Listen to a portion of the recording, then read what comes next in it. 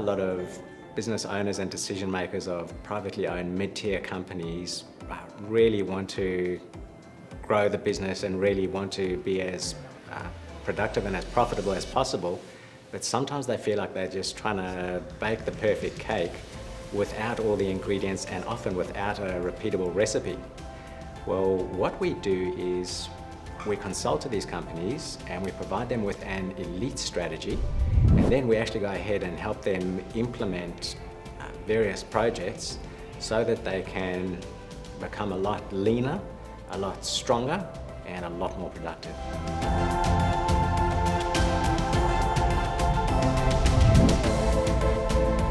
The evolution of the management consulting industry, to be honest, hasn't changed too much. We still do consulting today as we did 30, 40 years ago. That is to give advice and strategy, and that's about it. And one thing I've learned from business, from being involved in large companies to now helping large companies, is that strategy isn't enough. You need to be able to implement. We wanted to take it all the way through.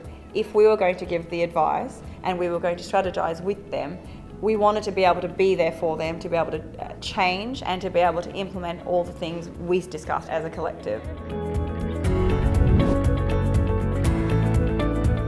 I wanted to share with you a story about my dad.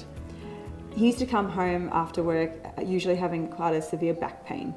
You see, he used to work at a large painting company and in the warehouse, and they had to move large pallets and drums of paint, often 25 kilos heavy. Almost every 2 minutes is what was required of them. And then one day he was telling me the story how he, when he actually hurt his back finally, is he had to lift a gate up which was holding a really large drum that weighed about 225 kilos. He no longer could work, he was legally disabled from working. And as a livelihood, when he was the main breadwinner of our family, that really was hard on our family. Look at that, and I now realise that's what's probably caused me to start my business and found it when I did about 14 years ago. And the reason being is, if I look back, I go, surely that organisation could have done it better than what they did.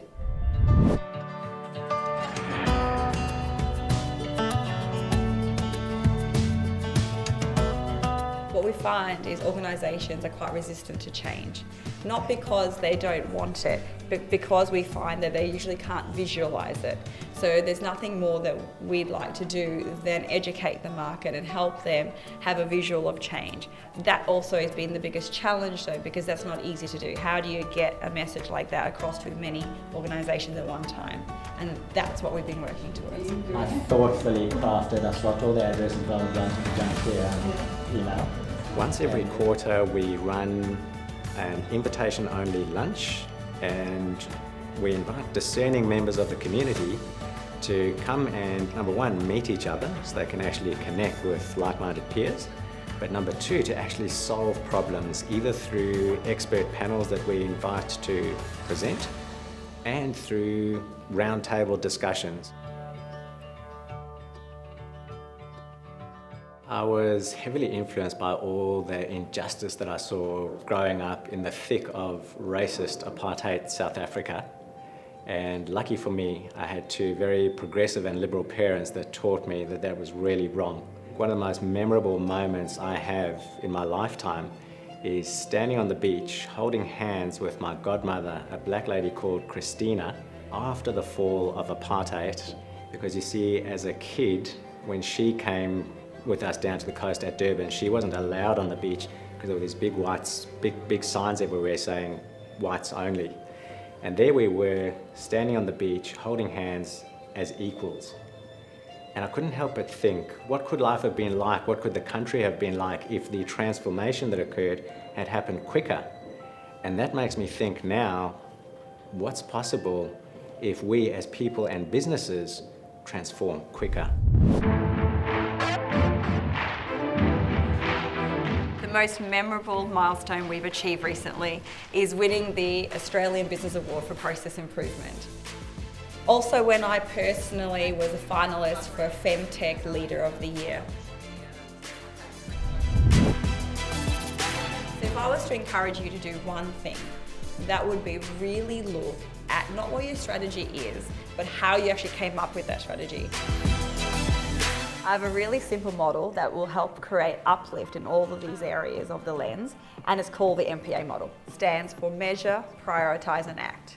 And the reason we've picked those 3 words is because those are the 3 things most often people fail to do really well. First is measure. Simple in theory, but people just don't do it. Second is prioritize.